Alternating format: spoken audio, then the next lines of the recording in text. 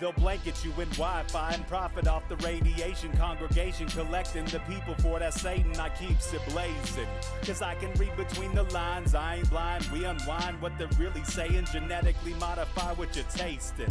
Don't need that cottage promise, so now you live up in your mom's basement. Redesign time so your mind is always wasted. Programmed to crave the basics. Keep the beta in stasis. Pay the state, kid. You're in debt for being born. Messengers are mourn, just the price for being warned. Don't be alarmed, disconnect from their machinations. Stop subscribing to the folly of own nations. Bone breaking ain't the answer, cause they seek the ownership of souls. Spread the seeds and watch them grow. Break the chains of control. Break the chains of control.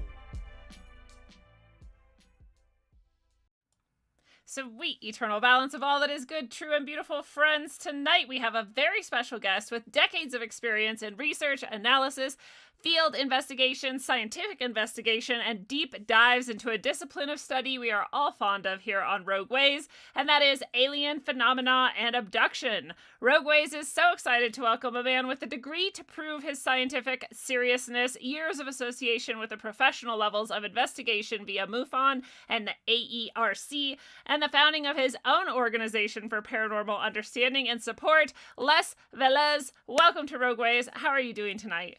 Lindsay, thank you so much for having me. It's a pleasure to be here. Oh, it's great to have you. I'm very excited for our discussion. Before we jump into that discussion, I do want to thank all the people out there who love Rogue Ways, who like, who share, who subscribe, who join in the chat, who comment, who come into the Rogue.Locals community and post and share information there, who are chatting in Telegram or over supporting on Subscribestar. Any of the people supporting here on Rockfin. We're on YouTube, we're on all these different places, and all these people give so much love, and I just appreciate every single one of you, so thank you for being here and for being you, and especially to those supporters who get all kinds of extra bonus content that is unique and special just to the people who are supporting, including a hangout session every Thursday night, tarot readings every month, and some episodes or portions of episodes that are only for supporters. So if you want to support Rogue Ways, those are the best ways to do it. On Subscribestar, inlocals.com, and on Rockfin, here, where we are, which is the best. You might be watching this somewhere else, but you should be watching it on Rockfin. So thank you to everybody who's a supporter and gets all those perks. And now, Les, the pointless question of the episode for you is, how likely is it at any given moment that you will burst out into song, dance, or some other silliness? Well, it's funny that you asked that question because actually I started dancing when I was 4 years old. Really? My mother made me take ballet. Okay. Wow. And after a year of ballet, I said, I'm not doing that anymore. She says, okay, well, then you're going to have to tap dance. So then I had to tap dance.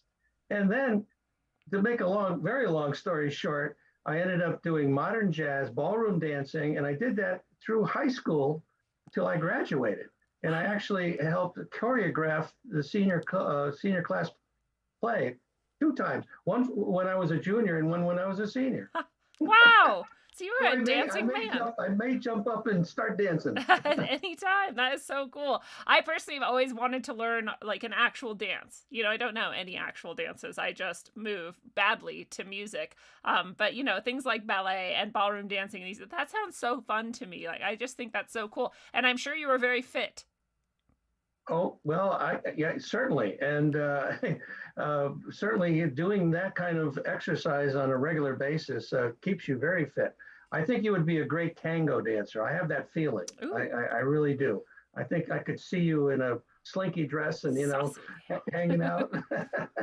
I love it. I'm going to have to get my guy to take me tango dancing now. There you go. He's like, damn it, why did you tell her this?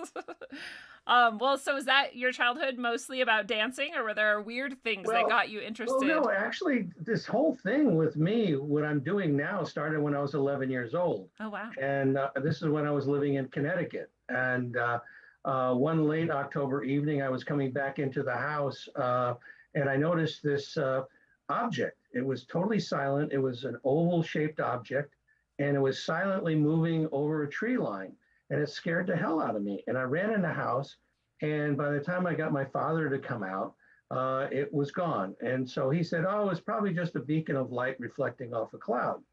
And of course, I didn't believe that. And I went to the library the next day and started to look for books on UFOs, and I found a number of them written by George Adamski, okay, who was the prominent, ufologist at the time, talking about his contact with Venusians. Wow. So anyway, that I was into that for quite a while, and then of course I got older, and girls became a little bit more interesting in my life, and UFOs pushed kind to of the side. yeah, kind of forgot about it, and went off to college to the University of Vermont, and joined the ROTC program there. Graduated with a business degree, and got married, and eventually moved out to California in 1985.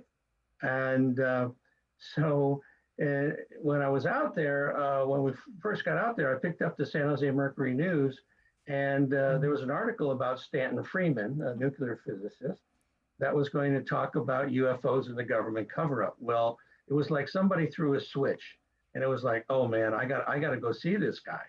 And so he was speaking at San Jose City College, and so I went there expecting to see a handful of people, but the auditorium was packed. There was like 300 people there, and he gave one of his inimitable, presentations, and so I was really psyched up. And as I was walking out in the foyer, MUFON, the Mutual UFO Network, which was established in 1969 by a couple of engineers down here in Seguin, Texas,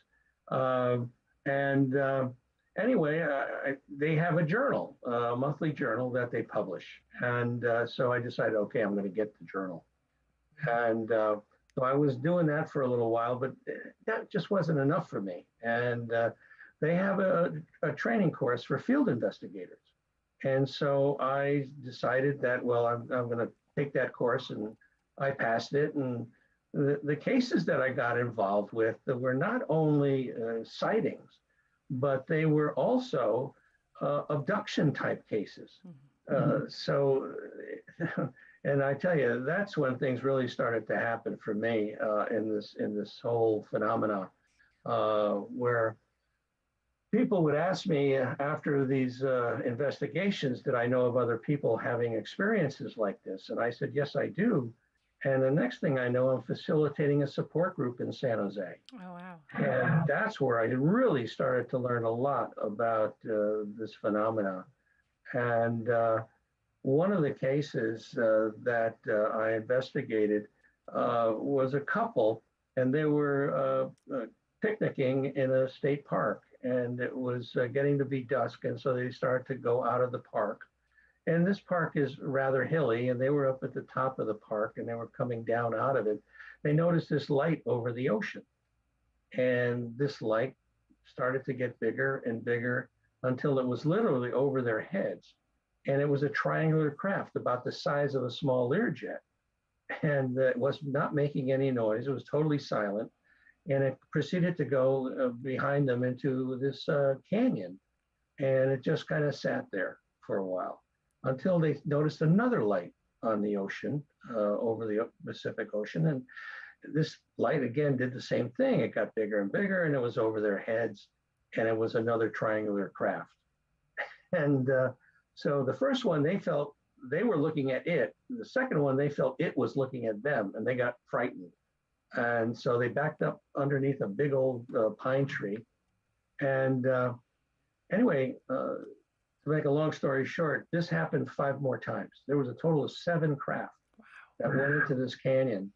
And they were all sitting there in a horizontal position, kind of just floating, doing this butterfly effect, up and down, up and down. And then they all simultaneously went up vertically, and they went like around a corner, but there was no corner there, and they just totally disappeared. So anyway, at that point, they almost felt like they were robotic, and they started to go down out of the park. And that was the last thing they remember until 3 hours later, they found themselves in a restaurant in a town called Pescadero, which is only about 10 minutes away from where they were, but there was 3 hours of missing time, which is a common factor when people get abducted. So later on, they actually came to the support group. And they showed the group pictures of this rash that they developed after this incident. And they had gone to a couple of doctors, and neither one could tell them what it was. First one says, "Well, it doesn't look like poison oak or poison ivy, and there's a lot of poison oak up in this particular state park." And so as they showed this picture around, almost without exception, people in the group said they had a similar rash, at one time or another during their experiences. And one of the people in the group says, "Well, I believe I know what that's from." And so we said, "Well, what do you believe it's from?" And she says, "Well, it's a reaction to the fluid that they dip you in when they bring you on board the craft to sanitize you." And so, okay, that was that was really something. But as far as the organization that I co-founded with a doctor friend of mine, Dr. Eugene Lipson, who has since passed away, all began with an article that I was written up in the Monterey Coast Weekly paper. And there was another woman that was also written up in that same article by the name of Carol Austin. And she called me and asked, could you possibly help me with understanding what's going on with my brain when I'm in contact with these off-earthly entities? And so I said, "Well, I'm not exactly sure I can help you." But then she said she was working with an emergency room doctor down in Carmel. And that right away triggered something in me that my friend, Dr. Lipson, was very interested in meeting other doctors that were interested in the phenomena. And so I called him up and I said, "Hey, this just happened." I said, "Would you be interested in going down and to meet this woman?" And so we did. And the first thing that happened as we walked into her house, there was a picture on the wall, and she was standing on the back of a rather large yacht. And so I asked her, I said, what's that all about? And she said, "Well, I was down in the Caribbean." I said, "Really? What were you doing down there?" And she says, "I was helping these treasure hunters." And I said, "Well, how were you helping the treasure hunters?" She says, "Well, I was in contact with the captain of the galleon that had gone down." And so right away, that the rest of the afternoon turned out to be a mind-blowing situation where she told us stuff about ourselves that there was no possible way that she could know. And because we had never met her before. And come to find out, she had a near-death experience and became very psychic afterwards. And, excuse me. And so she has been in contact now with multiple entities. And so we came away from that afternoon saying, how can we help people that are having experiences? And thus, Opus was hatched, the Organization for Paranormal Understanding and Support. And in 1994, we officially became a nonprofit 501c3 organization recognized by the IRS. And so we've been trying to help people having paranormal experiences, which does not only include abduction type experiences, but it could involve poltergeist activity, spiritual awakening, kundalini awakening, things of that nature. And so we have resources to help people. And those resources include hypnotherapists, as well as mental health practitioners, and people involved with poltergeist activities, and being able to help people get rid of these entities in some way, shape, or form. And then also, more recently, we set up an online support group, which is totally confidential. And we have almost 300 people from around the world, literally. We have people in South Africa, Turkey, the UK, Australia, South America, that are basically talking 24/7 and basically telling their stories, but also asking questions and trying to get answers. And it's proved to be such a help to for those people to understand they're not alone. This is a worldwide phenomenon that's going on. Is it extraterrestrial? Is it interdimensional? Is it time travel, or is it the military? I believe it's all the above. Yeah. Oh, I'm so glad that you also think that, because that's what I think. Absolutely. Absolutely. Well, So, did you I love the name Opus, by the way, because I love the probably double meaning that you intended by that. Like, this is your life's work coming to fruition, but it also is a nice acronym, to represent what you're doing. mhm. But did it, like you're saying, you deal with all of these things at once. It didn't start that way, though, right? Did you slowly start to realize the coincidence of all of these paranormal and other sorts of phenomenon with the alien phenomenon, or did it? Yeah, what's interesting is that when we first started, it's in our basically our bylaws as to what we talk about, and so we started off covering as many bases as we thought were important. But as it turned out, most of the things that have come our way have been abduction related, contact related experiencers coming to us and saying, I've had an experience with grays, or I've had an experience with reptoids, or praying mantises, or Nordics, or orbs, or poltergeists. And it's interesting. We just finished the first phase of the Omega 4 study, which is a follow on to the Omega 3 study, which I'll talk about a little bit later. Um, and Where we went out to therapists to get their opinion. These are therapists that are working with people that have had experiences. And We found out that yes, the grays seem to be a really prominent factor, and they're also in conjunction with the praying mantis types and the tall grays and the reptoids and the Nordic people. And it's almost like there must be some kind of supermarket out in the universe where everybody comes and they pick up a gray and then say, okay, now these are the guys that are going to abduct these people. And because we don't want to get near the humans because they're violent. They're violent and dirty. Yeah, exactly. Um, yeah. So as it turned out, even though we had in our mission statement that we look at various types of paranormal, we've mostly been dealing with the abduction phenomenon. So, And do you? is that has to do with some crazy reason why I'm involved, and that I've the co-founder and now chairman of Opus, and keeping that thing rolling and trying to help people as much as possible. Um, so, yeah, it's interesting how it's all shaken out.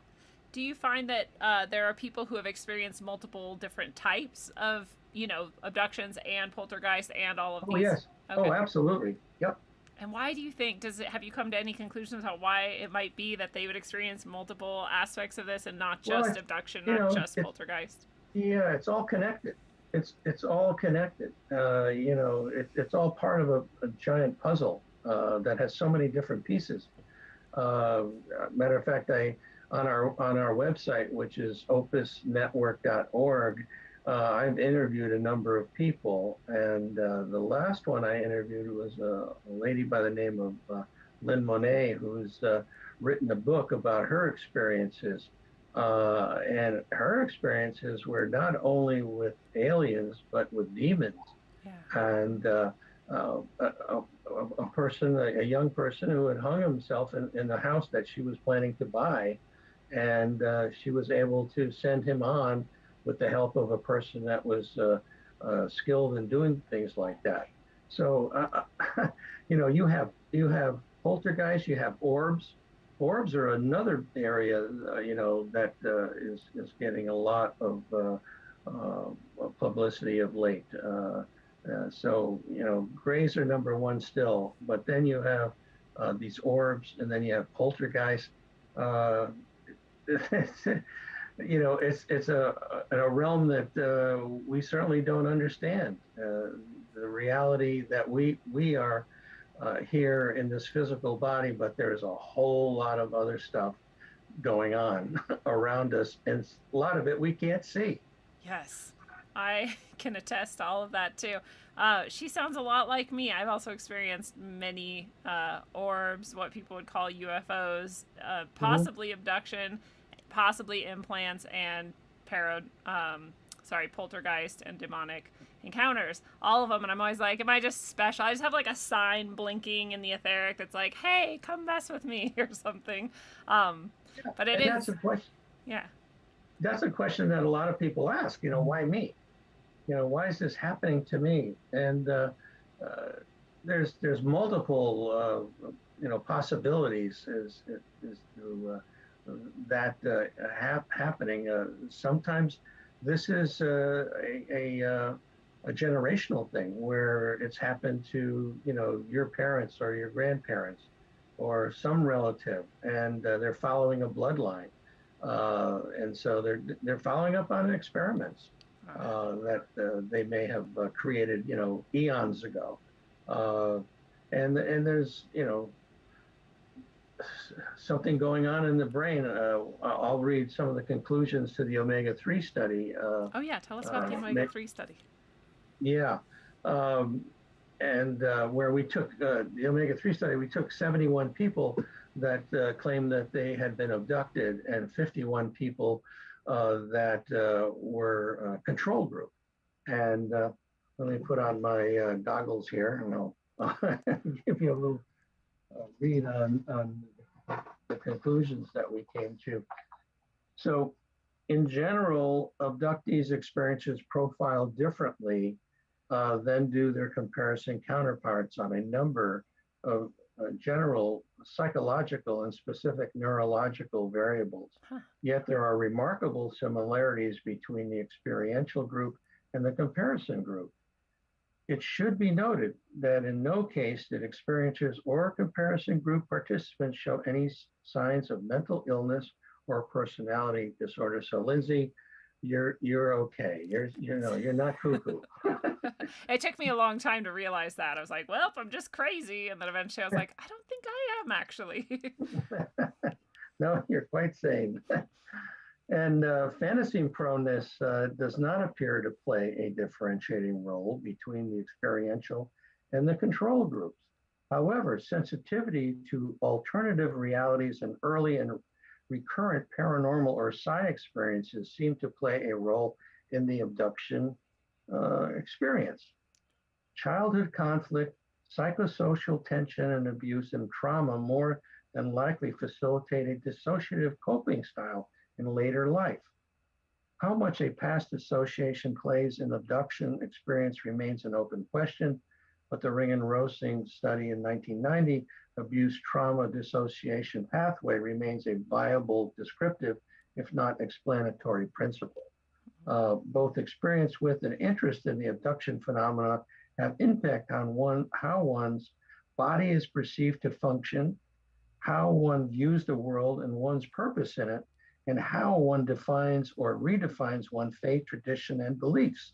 In essence, both experience with and interest in contact seem to change one's sense of self and one's worldview. Abductees' experiences believe that there is a sentient, purposive, alien intelligence at play in their lives and at work in the world. What the intelligence's goals are seen to be more beneficent than benevolent, more benign than malignant. And there's been a number of studies done, and in this particular, the omega-4 study, to the follow-on to this one, we've already looked at the vast majority of the people, over 70%, have had positive experiences with their abduction, and the remainder have had negative experiences. But over the long term, they turn more into positive experiences, which are probably characterized as spiritual in nature, not religious, but spiritual, a whole different ball game of process that they've gone through. And hey, we need to be better to one another. We need to be better stewards of the planet, and which is all great stuff. You can't deny that. And hopefully, if you look at the Roper study that was done in the 1991-92 timeframe, where they said that, and that was facilitated by Bud Hopkins and David Jacobs and Robert Bigelow, that at that time, they figured out that it might be 6 million people in the United States that have been abducted. And that's just in the United States. And this is a worldwide thing that's going on. So can you imagine how many more people? And if we all start to feel that way, maybe we can convince the rest of these warlords and nutcases out there that, hey, we need to pay attention. We need to be better to ourselves and take care of the earth and stop polluting the crap out of everything. And, maybe get on the right track eventually before we screw everything up. Oh, that would be such a nice side effect. Yes, absolutely. So anyway, this though remains an open question and a point of doubt in the minds and hearts of some abductees experiencers, some comparison control participants. It also remains a point of contention among abduction experiencers. The brain generally, and the temporal lobes and limbic system more particularly play a mediating role in the anomalous experiences such as abduction. This in no way implies that the abductions are all in the minds of the abductees. Rather, it points to the likelihood of temporal ability, in other words, being able to rapidly change their thinking and being heightened reactivity being a set precursor to extraordinary experiences. While it should be too reductionistic to claim that the brain creates such experiences, it's not far-fetched to think that the brain plays an important part in the who and the what of extraordinary experiences and how they are interpreted. So, and it's interesting because Gary Nolan from Stanford University and Kit Green, have done some studies, and they found in the brains of people that are very psychic that the connection between the caudate and the putamen, there's a lot more connections in the brain of those people that have that ability. And so is that something that was created by these aliens way back when, or is this a natural phenomena which has been awakened in some way by these experiences? So and to me, there's a physical brain connection as to why some people are having these things. So, if you get an MRI or a PET scan and you find out that in your caudate putamen area, you have a whole lot of connections, then you're going to find out why you're doing what you're doing. Now I kind of want a CAT scan to go see, or an MRI, or whatever you said. Yeah, exactly. Oh, that's fascinating too, to think about the physical aspects that could be lending it, to people's experiences of this, and to even wonder, does that mean that these types of things are always happening to everybody, but just some people can't perceive it or aren't aware of it, or aren't, that whole idea of like, oh, the Christopher Columbus's ships were coming and the, natives didn't even know, they didn't even see it because it wasn't in their frame of reference, like that kind of thing. Like this could just be happening right now and just people just don't even notice right next to them. It's true. It's true. It's the perspective that you have. I mean, I that night that I had that experience, and I've had some subsequent ones, and I'll tell you an interesting one. One of the support group meetings, I had a person in a group said, "Hey, I've seen you before," and I said, "Really?" I said, "Where? UFO conference?" I said, "No, I saw you on board the craft." I said, "Okay." So I said. And I blew it off. I said, "Oh, sure, okay, right." It was probably a year and a half later that someone totally different in another support group meeting said, "Hey, I've seen you before." I said, "Really? UFO conference?" "No, I saw you on board the craft. You were sitting on a bench naked and you were freaking out, and they told me to go over to you and calm you down." So I said, "Okay, that's it. I got to go get regressed." And so I did. I got regressed 3 times. I had multiple past lives, but I never came up with anything related to, aliens or, being abducted by various types of aliens or anything like that. However, during recent conversations that I had, matter of fact, yesterday we had a conversation with a MUFON group that I was presenting to, and they said, "Well, maybe you got abducted in a past life." And that's a distinct possibility that you could. there's been some interesting research out of the University of North Carolina, past life type work, where somebody in a past life uh, was killed, or they got part of their hand chopped off, and the person is reincarnated, and they're reincarnated with part of their hand missing that was chopped off in his previous lifetime. So, I mean, these are the types of things that are just mind-boggling. And you know, people that are psychic, how can they not only tell you about the present, but the past and the future? You know, you've probably heard the story about this doctor, and I forget her name, that was kayaking down in South America. And she went over a falls and was trapped under the falls for over 30 minutes. And she saw these entities, and it was a very loving situation. And she didn't want to, you know, go back. She wanted to go with them. And they said, no, no, no, you have to go back because there's things that you need to do. And they also told her at the same time, again, this really blew my mind, that her son was going to die when he turned 18. And so she, you know, came back, you know, was doing great work and everything. And her son, you know, matured to the age of 18, and he got killed in a car accident. Wow. And it's like, how the hell is that possible, to be able to see things? Is there some kind of a process going on that it's oh, what's the word I'm looking for? Self-ordained. You know, your life is your path is chosen. You know, and you can make little moves, you know, down that path, but the major part is already preordained, and you're just, you know. Yeah. Yeah. You can decide the color of your shirt, but not. Yeah. Yeah. Right. Yeah. Yeah. Whatever. You know, the toothpaste that you like or something. It's okay.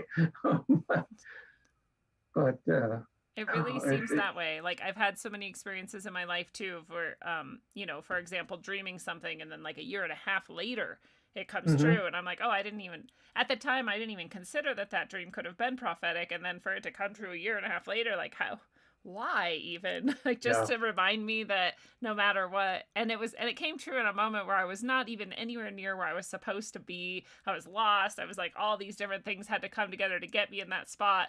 So I was like, well, I had to be here then. Like, no matter what I did today, I would have gotten lost, and I would have been right here right now, because that was the dream, right? Like, yeah.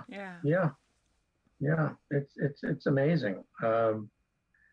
So, yeah, finally, after, you know, and this COVID, and I'm only going to talk about it in the sense that the COVID thing was a positive for me in a way, and I never got sick, but I was able to sit down and write this book that I just published recently, The Unknown Other and the Existential Proposition of Alien Contact, and which you can get on Amazon. You can go to our website too, and there's a picture of the book. You just click on it, and you know, it'll take you right to the Amazon. And all the proceeds from the sale go to Opus. We as a nonprofit, we survive on donations to continue what we're doing. But anyway. Oh, I love it. Do you want to tell us about the book now? Oh, sure, yeah. Well, basically, you know, it starts off with an overview of my life as far as, you know, how I got into this field and the creation of Opus. And then I talk about a couple of cases, significant cases that I was involved with. And we talk about the physical aspects of the abductions and the psychological aspects of it. And then we have 31 cases where the people that are in the support group told their stories as far as their experiences. But I also have a lot of scientific data in there, data that talks about the electromagnetic effects, the gamma rays, the microwave energies that are involved with being in contact with these objects. James McCampbell who I knew very well, who's since passed away a number of years ago out in California, wrote a book called ufology.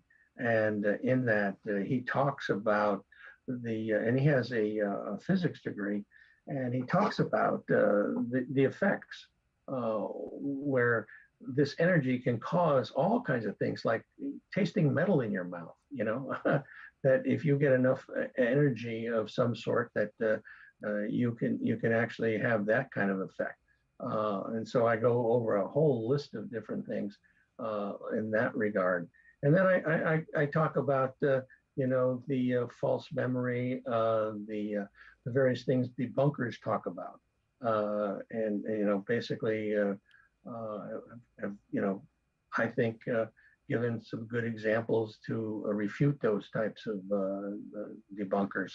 And then I also talk about the more recent things, including the UAP report put out by the ODNI office of the federal government. In the full report, the unclassified, I don't have the classified version in the book, so that's a positive. And then I have my own thoughts as far as the topic. And so I think it's a good read, especially for people that have not really delved into this in any great way.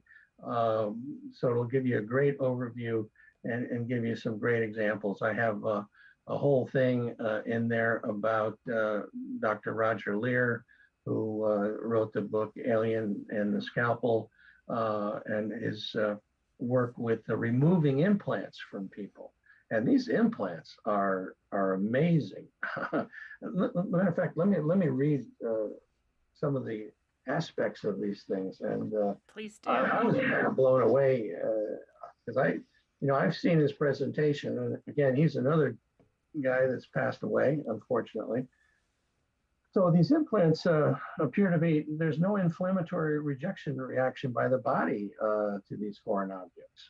There's no visible portal of entry, collections of specialized nerve endings surrounding the object, an outer coating of ceramic biological material, a metallic phase where inorganic metal becomes biological tissue, the emission of radio waves, which are deep space frequencies in the FM band, electromagnetic fields in excess of 10 milligauss, composition of meteoric iron 66, rare earth metals such as U-236, the single isotope of uranium existing by itself, as well as elements such as uridium, which is a very rare and hard to find in Earth's crust. Non-terrestrial isotopic ratios indicating the involved elements do not come from Earth. The existence of carbon nanotubes, gold spheres that perform some unknown function, metallic caverns that are no larger than a diameter of 1 atom, resistance to ordinary cutting techniques such as metallic sawing or severing with a cutting instrument. One of the specimens had to be cut with a laser. I mean, these are sophisticated devices that people are taking out, and are they tracking devices? Are they communication devices, which they seem to be with the emission of frequencies? I heard too that there's some possibility that it's a device that actually tracks the biological effects happening on the body as far as pollution and things of that nature. So there's a plethora of items that it possibly could be, and maybe a controlling device of some sort. And when people talk to me about, well, should I get it removed? And I say, well, if it's not bothering you, I wouldn't bother with it. And people that have had it removed, they've subsequently had more negative experiences afterwards. And then also an implant being replaced in an area where you definitely can't get to it. Wow. Without probably killing the person. So they don't like you to mess with their implants. That's so interesting. Oh, there's a little feedback, so I'm just going to mute you for a second. But it's interesting because I feel like I had 2 implants, and both of them just disappeared. And where one of them disappeared from is just an empty spot in my, which I don't have anywhere else in my body, and I've never met anyone who has anything like it. Like nothing refilled that place, but it's covered with skin, and there's no incision. There was never an incision mark or anything like that there. So I don't know if you've ever heard of anything like that. And the other thing, well, I'll let you answer that, then I'll ask other things. Oops. Oh, now I've muted you and can't unmute you. Can you unmute you? Oh, good. There, you can. There you go. I muted myself. Okay, good. Okay.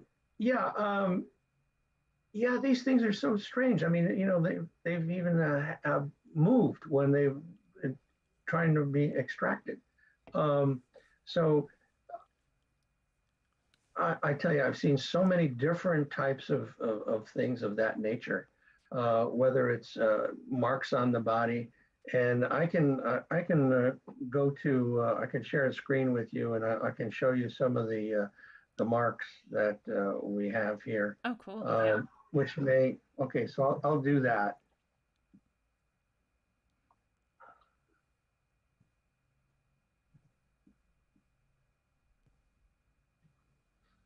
So I'll just run to get this set up here. There we go.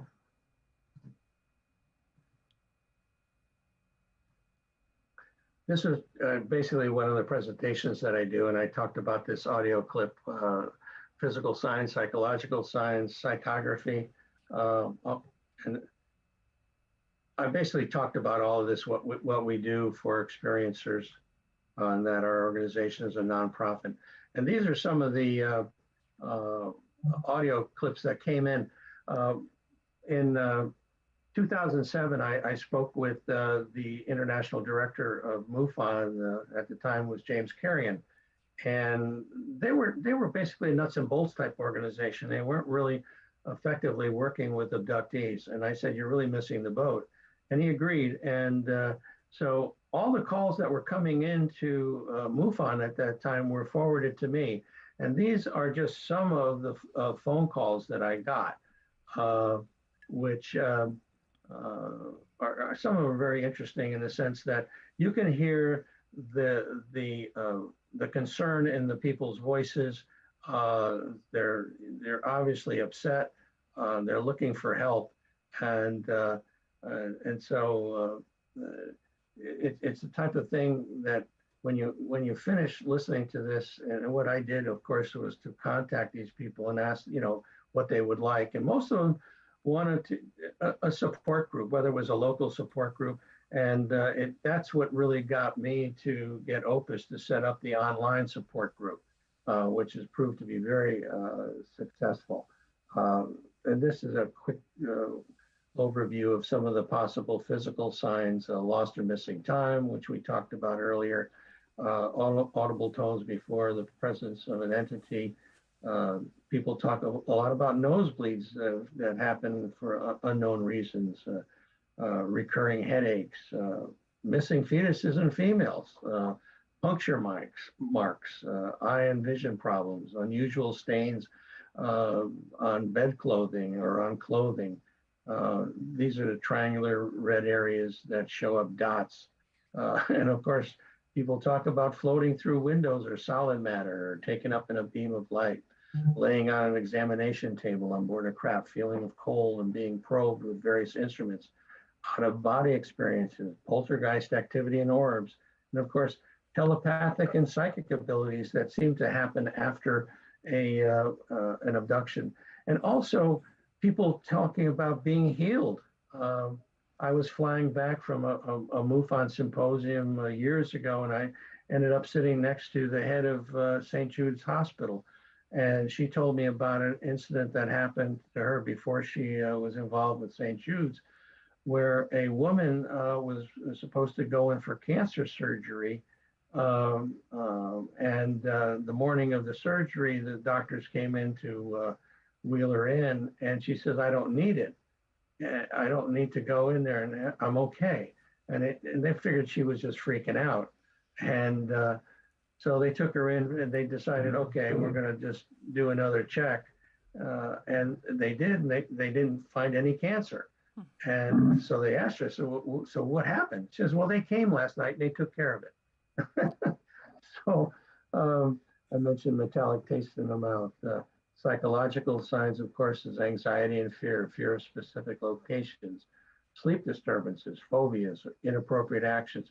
Remember when Whitley Strieber put out his book, Communion, that figure, messed with a lot of people. It really brought back memories, depression, confusion, PTSD.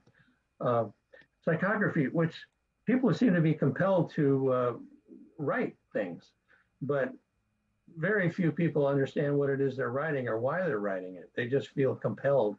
And there's all kinds of various examples of this. Of course, this is the famous Roswell I-beam that was recovered supposedly, and the marks that were on it.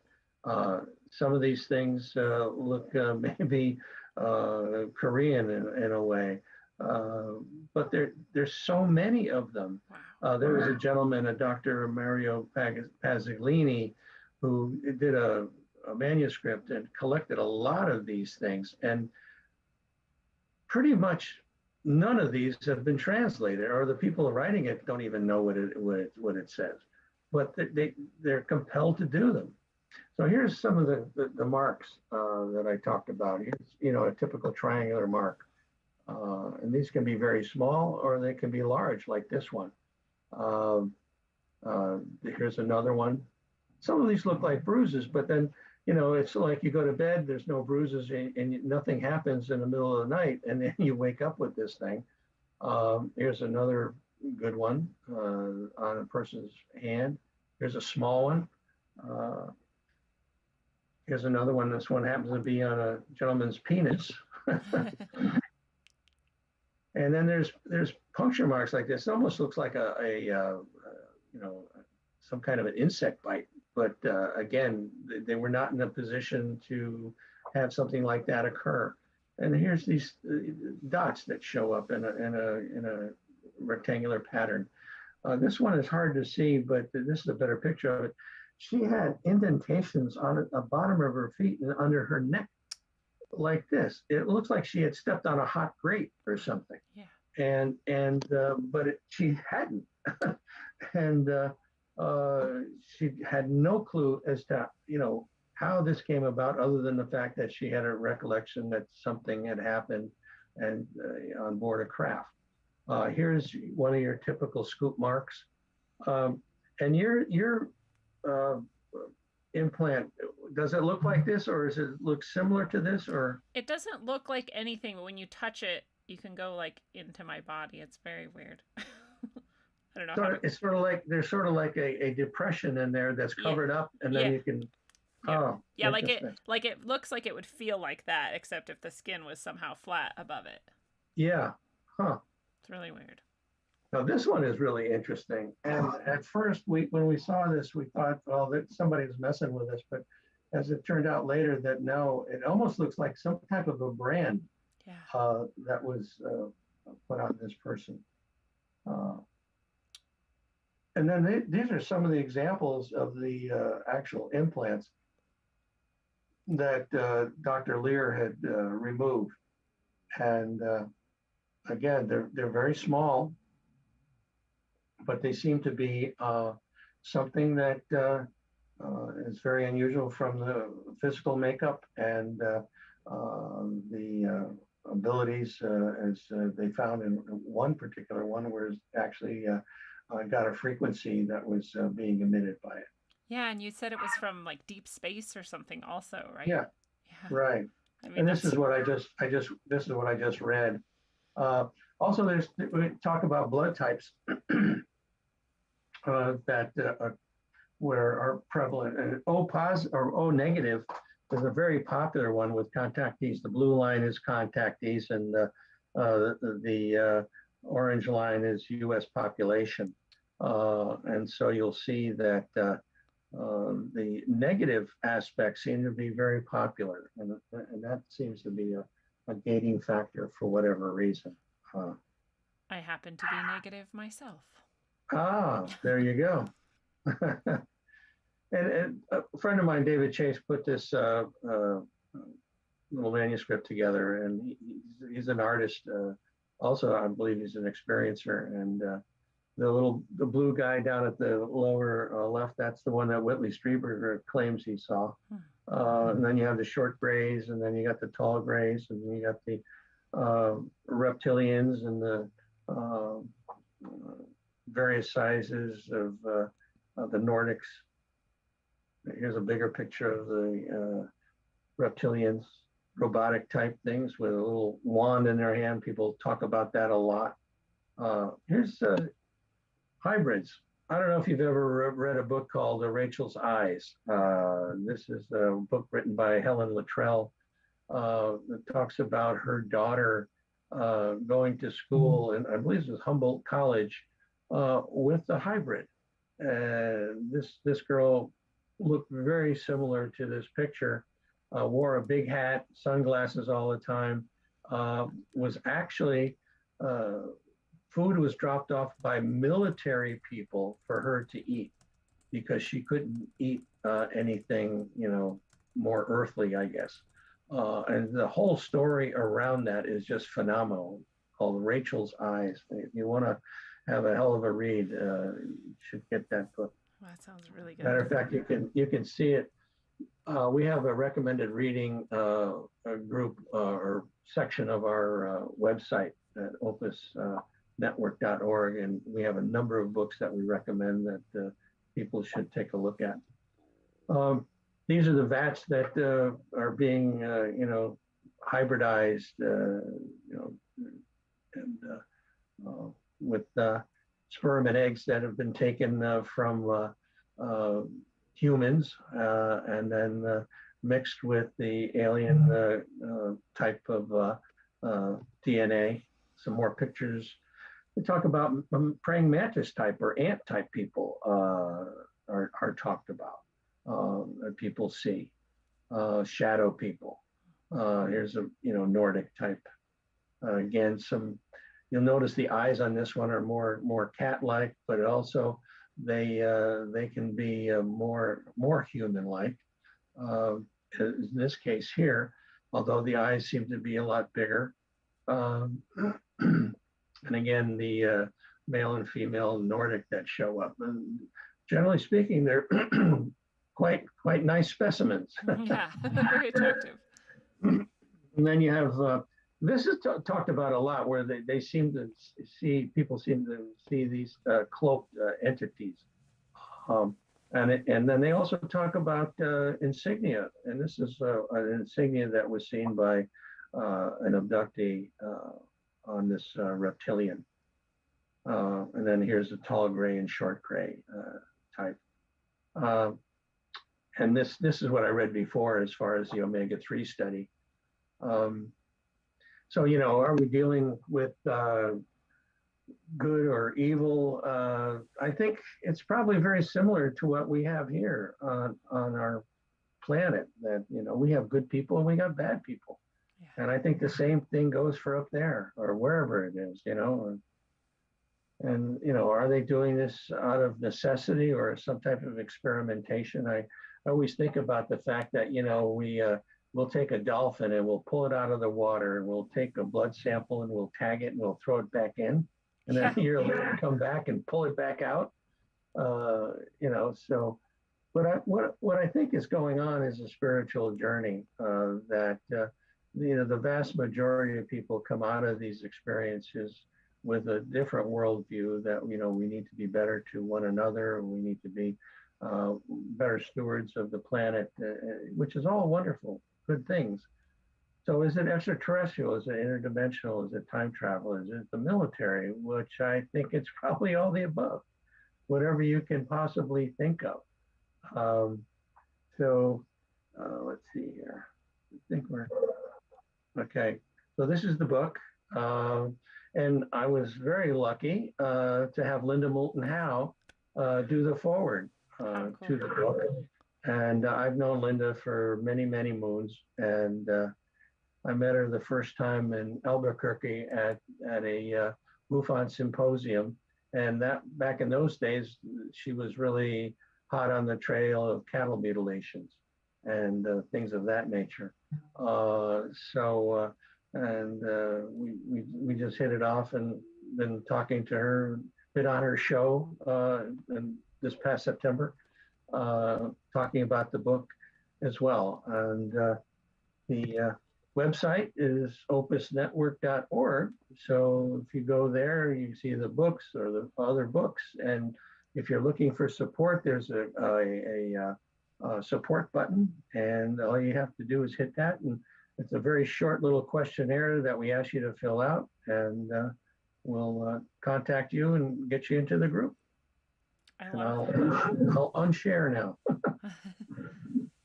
I love how much awesome information you just went through, just even in that presentation, and also what you were sharing before the presentation today. And I know there's a lot of people in the chat and who are listening or who are going to be listening later who are possibly putting some dots together in their own life too. I know that when I first heard of missing time, I was like, oh, that happens to other people, because that happened to me, but I just you just like dismiss these things because you have no frame of reference for them. And so when people hear some of this, I think they're probably like, click. Like you said, there's probably, if there's that many that we already knew of, how many more people out there have experienced something like this that we have never known, and they have never thought about it or known either. So I think that that's really helpful too. And the books as well. I'm excited for people to grab those. But I wanted to ask you, you talked about that experience you had when you were 11. Have you had other experiences since then, or? Well, yeah, I was, when I was living in California again, I was in my hot tub one night. I was looking up in the sky, and I happened to see this, what I thought was a satellite. And, I watched it for a while, but then all of a sudden it went, instead of going along nicely, it went whoop, and then it went whoop, and it went over here, and it started doing all this. And I said, okay, that's not a satellite. I have no idea what it was. And then when I moved out here to Texas after I retired, I saw something, and again, it's the frustrating part about a lot of these sightings that people have, is that it's relatively small, it's rather undefined, unless it's doing some really unusual things, it's probably explainable. Probably 95% of what people see, is explainable in one way, shape, or form. But there is that 5% that's pretty weird, and but yeah, probably the most unusual things were those support group meetings where people told me they saw me on board a craft when I have no recollection whatsoever. So either they've been able to bury that in my subconscious in a big way. I guess I ought to be thankful, because it's probably been pretty scary. And maybe I don't want to know. Yeah. Yeah, especially if you were having that type of reaction that they described, where you were, really upset about freaking it. Out.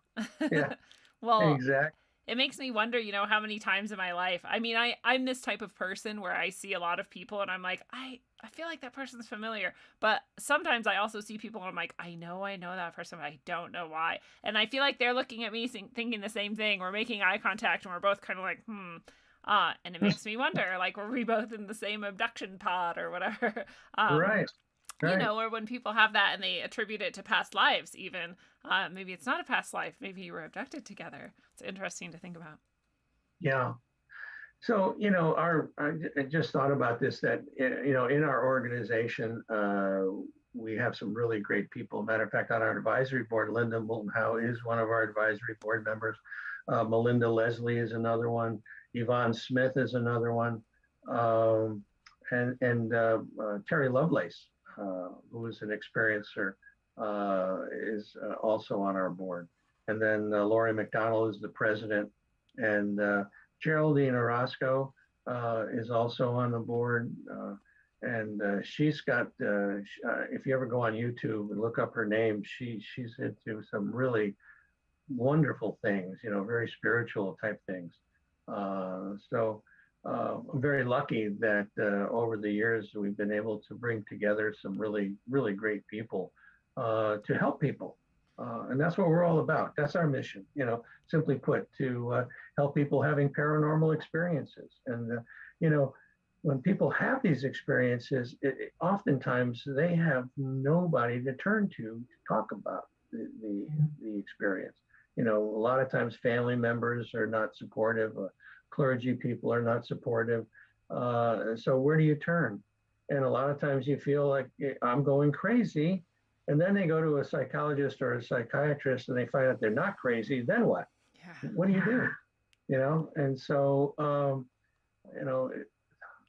that's why basically I put the book out there, that I felt that it was important to get the word out as best I could, and doing shows like yours. And I really appreciate the opportunity to be on your show, Lindsay, to talk about these things and give people, the knowledge that, hey, there's a place where they can connect and get help.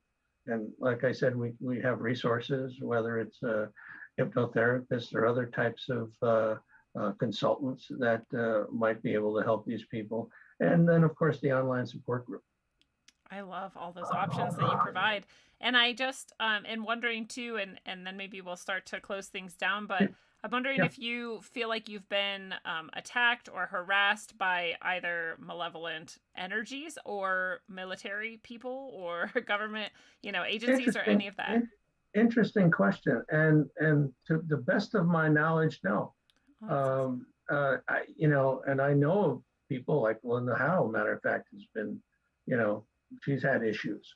And the crazy thing that I feel is that I'm providing a service, and whatever it is, whether it's the military or the aliens, see that as a positive, that it's keeping a lid on things, so to speak, and not having mobs of people running around and attacking the Capitol building, saying, we're being attacked by the aliens, we need help.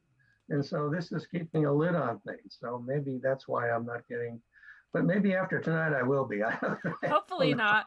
Well, you don't have an antagonistic energy about it, and I think that helps too. If you're out to like attack and get things done, I don't know, whatever that attitude is, that's a bit different from exactly what you said. Like, I'm here to serve people and I want to help people feel better, no matter what's happened to them. If it's paranormal, alien, or whatever, I just want people to get the help that they need. So I think that's beautiful. What is your highest hope for what happens next in the world and society with the Opus, with anything? Yeah, I think the recent report, UAP report by the federal government that's come out, and I've had the opportunity to have lunch with some people in Lou Elizondo. This is before COVID shut everything down, and their tact on this phenomena is that it's a possible threat, which, and way to think about it is, in one respect, it's like, wait a minute, you don't know it's a threat. People like Dr. Greer certainly espouse the opposite in that regard.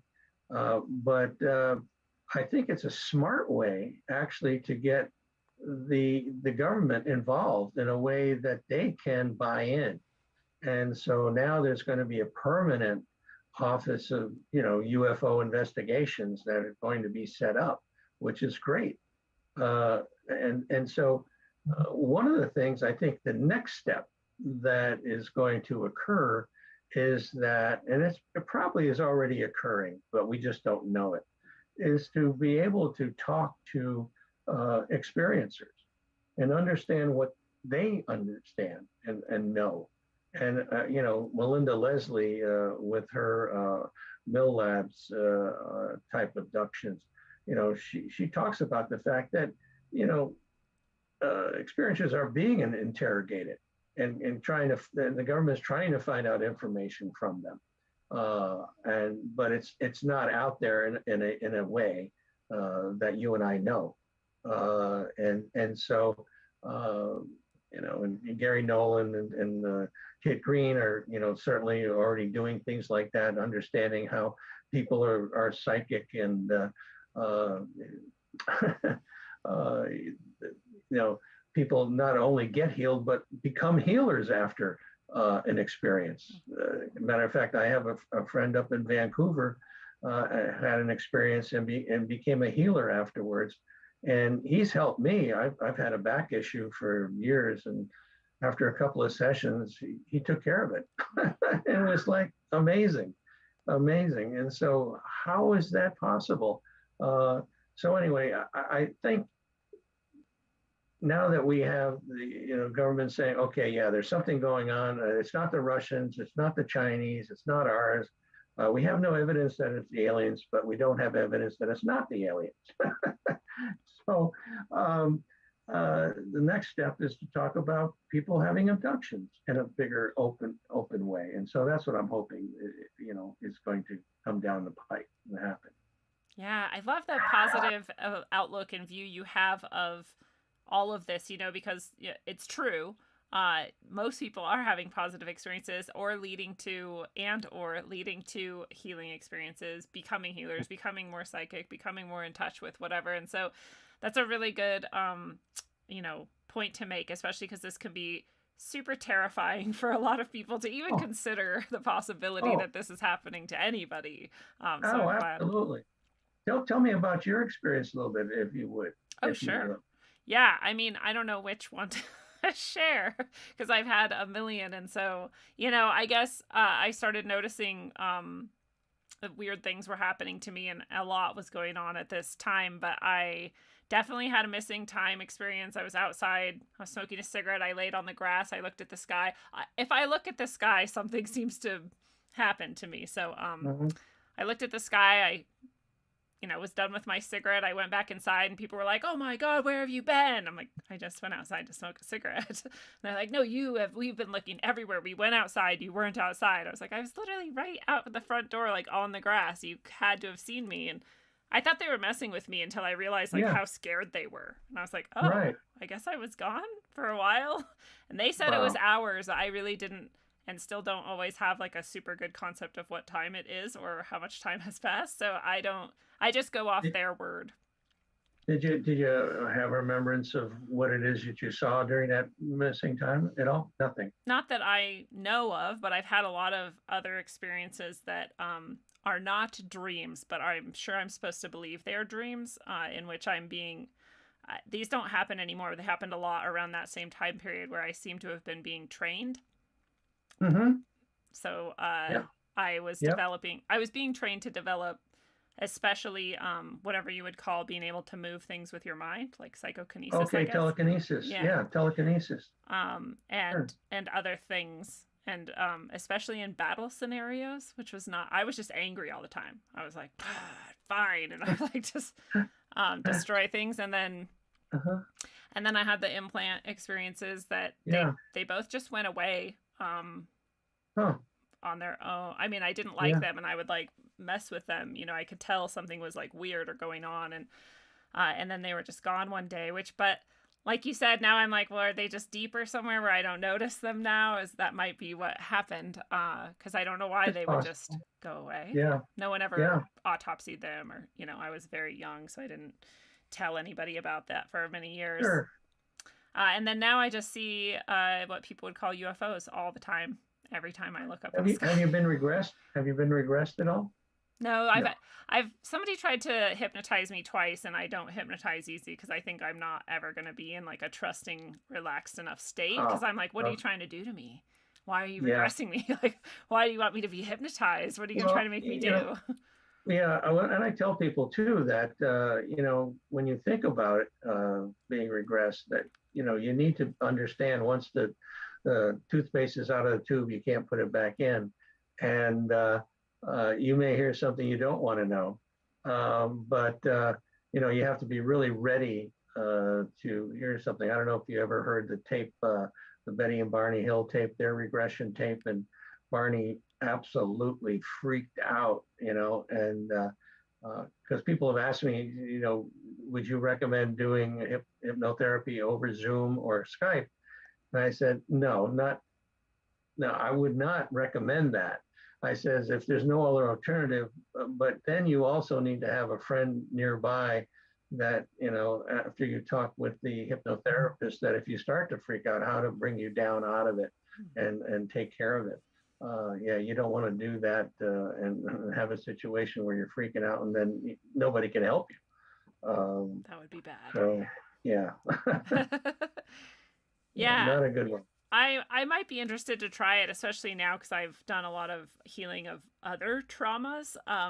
And so maybe I could be more trusting now than I could be before.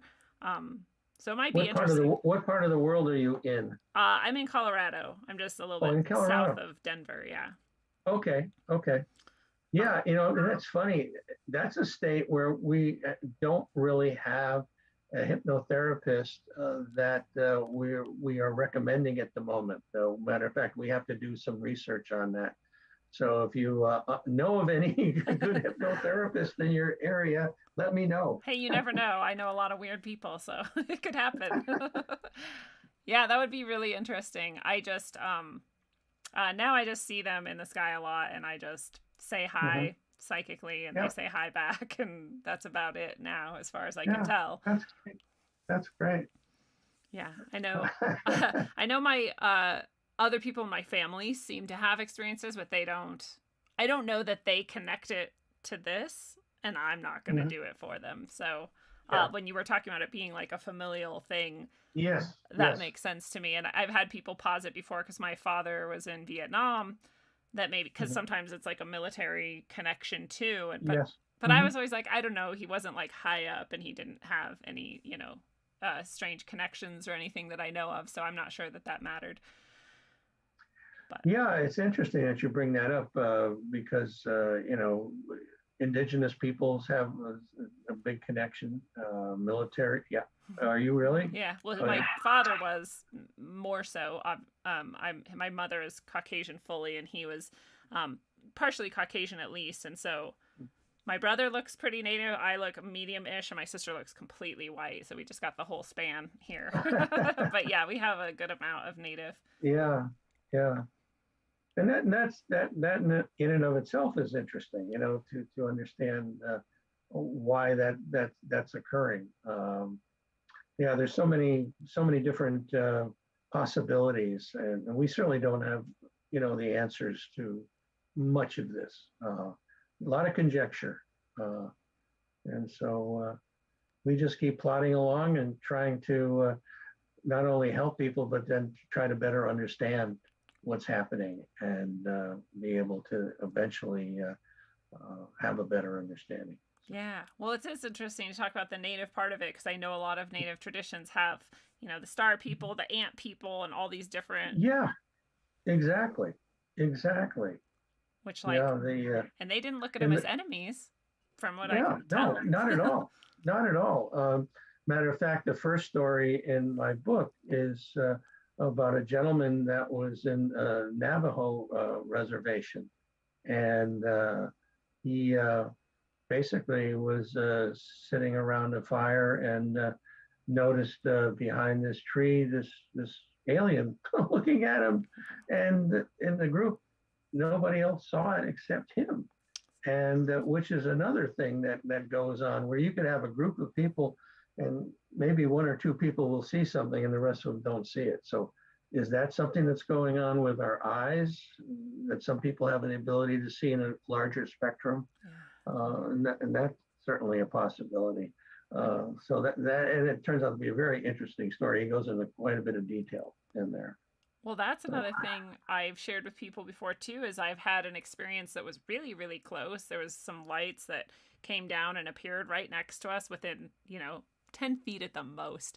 And I was with 5 other people, and lights did crazy things that human lights can't do. They moved in complete synchronicity with one another, and made and got faster and faster, and made crazy shapes and changed colors. And I was like practically mesmerized by it. But I was like, "You guys are seeing this, right?" And they were like, "Yeah."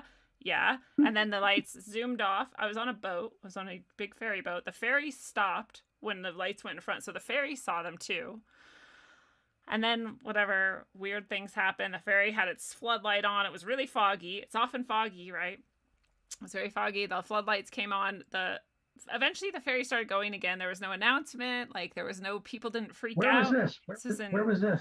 The Puget Sound in Washington. Oh, Puget Sound. Okay. And I'm going to be heading up that way Christmas. It's a beautiful My area. daughter, one of my daughters lives up north of Seattle, a little town called Woodinville. Oh yeah, I've lived in Woodinville before. Really? Yeah, I grew up Oh, there. my I'm goodness. actually a transplant to Colorado recently, so my whole life was up there. Oh, my darn. Yeah. That town has more wineries than you can shake a stick at. That's true. It's a really beautiful area too. Oh, it is. It is. Yep. Yeah, well, so none of those friends have ever remembered, or one of them finally admitted that she remembered but never wanted to talk about it again and made me promise I would never bring it up again. So there's like a denial that goes on too. And that's so common. That is so common to have something like that happen. And you wonder why, or, you have people see something and then they said, okay, it's time to go to bed. Hide under the covers. That's the magic. You just go to bed, you just ignore the whole thing, and it's like, how does that happen? You see this object, we just had a case here locally last year where a husband and wife, they're looking out at this field next to their house, and the husband sees this thing and gets his wife, and the wife looks at him, looks at the thing and says, I'll see you, bye. Took off, didn't want to deal with it at all. See you later.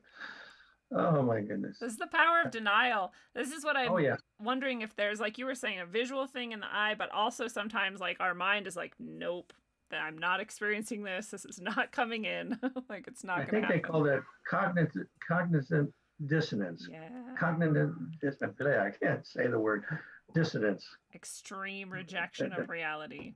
Yeah, exactly. Yeah. Wow. Yeah, so maybe we'll figure out someday. Maybe I'll do a regression or something and see what I can remember. Yeah, I think you should. It'd probably be interesting, but make sure you really want to do it. Yes. Well, and I'll wait until you have someone to recommend in the area, so that Okay. I know they're Okay. trustworthy. Actually, I've got 3 names on my desk right now that I have to call and talk to them, because it's very important to understand that either they have the experience already with working with people like that, or they are open to it and understand that they're not going to immediately shut these people down and send them to a psychiatrist to take some drugs. Yeah, which happens. That's so sad. Yeah, because the worst thing you can do is tell someone, even if it were a delusion, that it's a delusion, because I think that's not very helpful for them either. But most of the time Exactly. it's probably not, and then it's even worse. Exactly. Yeah. Yeah, well, what a very enlightening time it has been with you, and to talk with you has been so nice. Hopefully for everybody. Hopefully there's not people out there that are just super scared, but if they are, they know where to go. So you remind us of your site and your organization and how people can access and all that good stuff. The name of the group is Opus, the Organization for Paranormal Understanding and Support, and you can find us at opusnetwork.org. You could get the support group and the book and all sorts of other stuff. It's a very nice site, actually, and the link is right below, whether you're listening or watching, no matter what platform you're on, so you could just click over as well. And Les, what are your final thoughts or words or ideas that you want to leave people with before we go? Well, I think that it's important to understand that we're not alone in the universe. And I think most people will agree with that in this vast universe that we live in, or the next dimension that is next to us, that there are, non-human intelligences probably that are out there. And if you're open to that, then you should be open to the next step, which is understand that they may be here and they may be among us, which is a distinct possibility, and that there's a lot of people that are out there that believe that's already happening. So I think we just need to be open to that and then to be prepared to deal with it. And I think, as I said, the vast majority of these contacts have been positive, and the negative ones that we've encountered can also be, in most cases, stopped. So you have that capability as well to ameliorate the situation and have a better outcome. So, and if you need help, give us a call. I love it. Well, while we mentioned that, how to stop them, do you know how to stop them? Do you have good tips? Well, I tell you, there's a lady, Ann Druffel, who wrote a book called How to Defend Yourself Against Alien Abductions. And there's 9 methods that various people that have had experiences have utilized to stop the incursions. And a lot of one of them that seems to come up time and time again is to utilize a religious type of effect to talk about Jesus and God and things of that nature, which seems to work in a lot of cases. So yes, that's the one I was thinking of, and that's the one that's worked for me. And I'm like, it's easy. Who cares what you believe in? Just use it. Yeah. But maybe a heartfelt request is also very nice. Yes, exactly. And you just need to be positive. I've had people, just one other thing I want to mention is the fact that people that have said that they wanted to stop. In actuality, there is a curiosity on a subconscious level that still exists. And that's why it continues. You have to be absolutely positive you want it to stop. And if you have that will, it will stop. But, if you want to know, yeah, but I'd really like to know why, that question of why, and that keeps rolling around in your head. And that's what opens the door for them to come back and do what they do. That is a fantastic point. It's very similar to demonic possession in that way, actually. Yes. And if you want it to happen, you're not going to be able to be exercised. Right. Exactly. Yeah. Well, Exactly. that's fascinating. So you've dropped so many links, so many books, so many people, and so many things that we could continue to research if we want. And that's fascinating enough as well. But your book sounds amazing, and I hope people go out and grab it. And any last dying embers that you want to? No, the last thing I'd like to say is thank you to you, Lindsay, for having me on your program tonight, your show. And, maybe down the pike, when you get bored or something, you don't know who to talk to, give me a call. I would love that. I would love to have you back again. Maybe we can dive deeper into specific case studies or something. And I know people love to do that too. So that would be really fun. Absolutely. And thank you for being here. I think it's fantastic. Everything that you're doing for people and experiencers to come and have a place is really epic. And thank you so much. Thank you. Well, fellow travelers of the path, it is a beautiful thing. And this has been your analog electric concentric dose of wisdom according to the alien master, Les Velez. Les, thank you so much for sharing everything with us tonight. Cheers. Well, tonight and every night, you are never far from the center of your being, the center of the universe, the center of all things, and the source of your continuity, security, and love. It's all within you. It always will be. You can call on it whenever, in any situation, and it will come to do battle, to protect, to shield, to hold, or to heal, or to simply sit with you in silence. You're never alone. And until you know it, travel well, aim for balance, and always look inside first. Mwah. I heard the Freemasons called you. Man, they at it again. And I'm out to tell the truth once more. That's right. It's on the cracking, unknown in the house. APOGZ, that's right. Hitting the stereo near you. Truth is the best thing. And it's on. Yo. I once thought that I wanted to get Denver on track, but there's something more bigger than that. Something lurking, waiting to blow this state right off the map. A hidden agenda related to September. Doves carved up on the wall next to the highway. Up in the concrete while rolling home next to where I stay. With state's destruction, Lockheed Martin malfunction. While NORAD's in a mountain anticipating our next move. My heart's jumping and I'm like, fuck waiting. While crooked taxes are burning a hole in my pocket. With a dollar bill in the pyramid that's watching. Instead of having a capstone on top of it, they have an eye with a fast surprise while you're flossing it. Greedy niggas jocking it, politics plotting it. So who you vote for really doesn't mean shit. So save your energy from being drained by the enemy. Skull and bones of Freemasonry, envisioning dreams of them chasing me. Skull and bones of Freemasonry, envisioning dreams of them chasing me. Skull and bones of Freemasonry, secret agencies with a plan to dominate all of man. Check the records of DIA, strange murals and paintings similar to the ones next to the highway.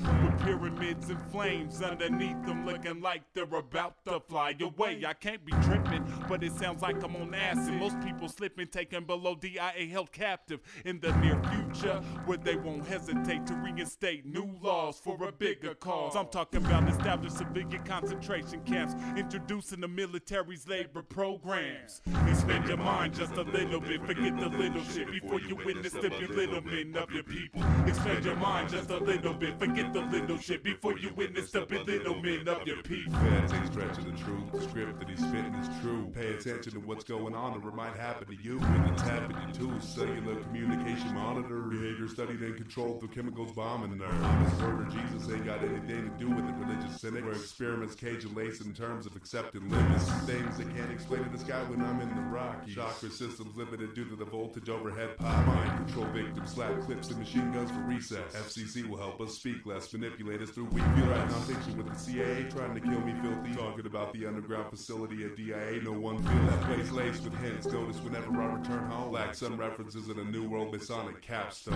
Employ an Area 51 workers to build, and I don't mean to rant. In the face of an emergency, it doubles as a FEMA camp. And reaction solution trickery repeated through history. NORAD's listening in using technology, tracking where you piss and sleep. Paranoid or just facing the fact. Better watch what you say, it's another day under the Patriot Act.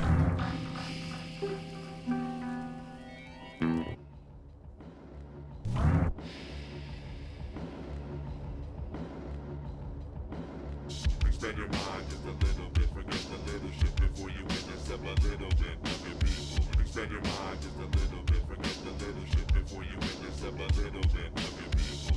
The idea is to bring people to the point where they are helpless, passive, and unable to assert their own creative power to form anything else. Success for people like this is measured in terms of money, which they then translate into power. Corruption and violations of the Constitution. Secret societies, the push for one world government. I'd like to get corruption and violations of the Constitution. The idea is to bring people to the point where they are helpless, passive, and unable to assert their own creative power to form anything else.